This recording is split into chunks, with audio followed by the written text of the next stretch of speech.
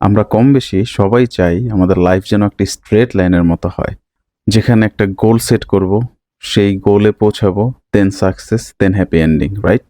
কিন্তু রিয়েলিটি হচ্ছে আমাদের লাইফ কখনো স্ট্রেট লাইনের মতো চলে না। লাইফের এই পুরো জার্নিটাই রাফ, কখনো স্মুথ স্ট্রেট লাইনের মতো না। আপনি যদি লাইফের গ্রাফের কথা চিন্তা করেন তাহলে দেখবেন যে কখনো গ্রাফটা উপরে উঠতেছে, আবার কখনো গ্রাফটা নিচে নামতেছে। মাঝে মধ্যে আবার এমনও মনে হবে যে লাইফটা মনে হয় একেবারে থেমে গেছে। ইন্টারেস্টিং ব্যাপার হচ্ছে যে আপনার গ্রোথ, আপনার সাকসেসফুল হওয়ার চান্সটা এই আপস অ্যান্ড ডাউনের মাঝে লুকিয়ে আছে। কিভাবে ফেইলার, স্ট্রাগলিং আমাদের স্ট্রেংথ বিল্ড করে, আজকে সেটা নিয়ে একটু আলোচনা করব। আমাদের সোসাইটি অলরেডি একটা মিথ সেট করে দিয়েছে যে আপনি ইঞ্জিনিয়ার হন সাকসেসফুল হবেন, আপনি ডক্টর হন সাকসেসফুল হবেন, আপনি বিদেশ চলে যান তাহলে সাকসেসফুল হবেন। কিন্তু প্রবলেমটা হচ্ছে যে সাকসেসকে কখনো ডেস্টিনেশন দিয়ে বিবেচনা করা উচিত না। আমরা যেটা করি, সাকসেসকে সবসময় ডেস্টিনেশন দিয়ে বিবেচনা করি। রিয়েল গ্রোথ অ্যাকচুয়ালি আসে হচ্ছে সাকসেসফুল হওয়ার আগের যে এক্সপিরিয়েন্স আছে, জার্নির যে এক্সপিরিয়েন্স আছে সেটা থেকে। ব্রেইনের নেচারটা হচ্ছে অ্যাডাপ্ট করে নেওয়া, মানে সবকিছুর সাথে মানিয়ে নেওয়া। আবার ব্রেনকে যদি কোনো মিনিমাম চ্যালেঞ্জ না দেওয়া হয় তাহলে ব্রেন অলস হয়ে পড়ে। ম্যানেজেবল স্ট্রেস দিলে ব্রেন অ্যাক্টিভ থাকে। ব্রেন হচ্ছে মাসেলের মতন, যদি একদমই এক্সারসাইজ না করা হয় তাহলে ব্রেন উইক হয়ে যায়। যদি ম্যানেজেবল এক্সারসাইজ করতে দেয়া হয়, যেমন মাসেল স্ট্রং হয় তেমনি করে ব্রেনও অ্যাক্টিভ থাকে। আবার হঠাৎ করে হেভি লিফটিং করতে যদি দেওয়া হয়, যেমনি করে মাসেল ইনজুরি হওয়ার চান্স থাকে, তেমনি করে ব্রেনও অ্যাক্টিভ থাকে না এবং অ্যাংজাইটি ডেভেলপ করে। ছোটোখাটো ম্যানেজেবল স্ট্রেসের এক্সারসাইজ ব্রেনকে হেলদি রাখে। আবার অনেক বেশি স্ট্রেস, অনেক বেশি প্রেশার ব্রেনকে ইনঅ্যাক্টিভ করে ফেলে এবং স্ট্রেস, স্লিপিং প্রবলেম, ডিপ্রেশন এগুলা বাড়ে। এখন কথা হচ্ছে যে মানুষের আসলে গ্রোথটা কখন হয়। এখানে দুটা মাইন্ডসেটের ব্যাপার আছে, একটা হচ্ছে গ্রোথ মাইন্ডসেট, আরেকটা হচ্ছে ফিক্সড মাইন্ডসেট। যাদের গ্রোথ মাইন্ডসেট থাকে, খেয়াল করলে দেখবেন যে অনেক ফেইলিওর আসার পরেও তারা অনেক বেশি সাকসেসফুল হয়ে যায়। কেন তারা সাকসেসফুল হতে পারে? কারণ তারা প্রতিটা ফেইলিওর থেকে শিক্ষা নেয় এবং গ্রো করার ট্রাই করে। আবার দেখবেন অনেকে ফেইলিওর থেকে কোনো শিক্ষা নেয় না, বরং ফেইলিওর যখন আসে তারা স্টাক হয়ে যায় এবং কোনো স্টেপ নিতে পারে না, লাইফে আর আগাতে পারে না। তখন আইডেন্টিটি ক্রাইসিসে মানুষ ভুগতে থাকে। ঠিক এই জায়গাটাই গ্রোথ মাইন্ডসেট আর ফিক্সড মাইন্ডসেটের ডিফারেন্স। যারা পার্সোনাল ফেলিওর থেকে কোনো শিক্ষা নেয় না বা পার্সোনাল ফেলিওর থেকে কিছুই শেখে না, তাদের প্রবলেমটা মেইনলি ক্রিয়েট হয় সেলফ ইমেজ থেকে, ইগো থেকে। তারা এই ফেক সেলফ ইমেজ অথবা ইগো থাকার কারণেই শিখতে পারে না। ফেলিওর থেকে শিখতে হবে, দেন ওখান থেকে শিখে নেক্সটে অ্যাকশন নিতে হবে, স্টেপ নিতে হবে, নতুন করে শুরু করে চেঞ্জ করতে হবে, তখনই গ্রোথ আসবে। আদারওয়াইজ আপনি স্টাক হয়ে থাকবেন।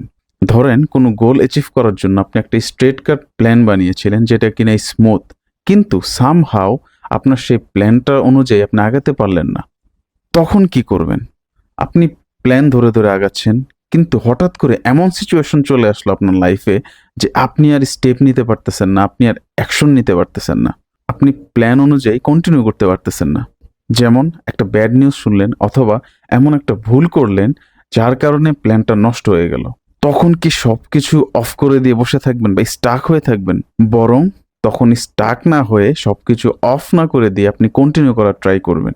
প্ল্যান আপনি স্মুথলি হয়তো সাজিয়েছিলেন, কিন্তু এই যে অনাকাঙ্ক্ষিত যেই ঘটনাগুলো ঘটলো বা যে ঘটনাগুলো ঘটবে, তার কারণে আপনার প্ল্যানকে নতুন করে আবার সাজাতে হবে, কন্টিনিউ করে যেতে হবে।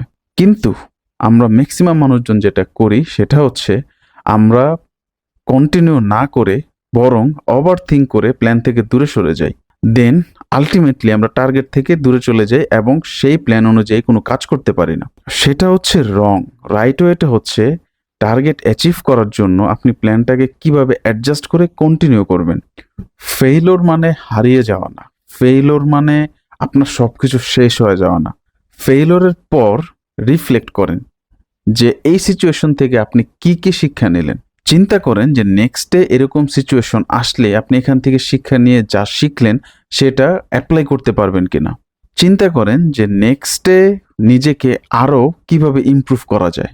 সোশ্যাল মিডিয়াতে মানুষজনের লাইফস্টাইল দেখে আপনার মনে হতে পারে যে তাদের লাইফ তো কত স্মুথলি চলতেছে, তাদের লাইফে তো ওরকম ঝামেলা নেই। সোশ্যাল মিডিয়ায় মানুষজনের লাইফস্টাইল দেখে আপনার মনে হতে পারে যে তাদের লাইফ তো স্মুথলি চলতেছে, তারা যেভাবে প্ল্যান করেছিল ঠিক সেভাবে হয়েছে, তাদের লাইফে তো কোনো ঝামেলা নাই, তাদের লাইফে তো কোনো স্ট্রাগল নাই।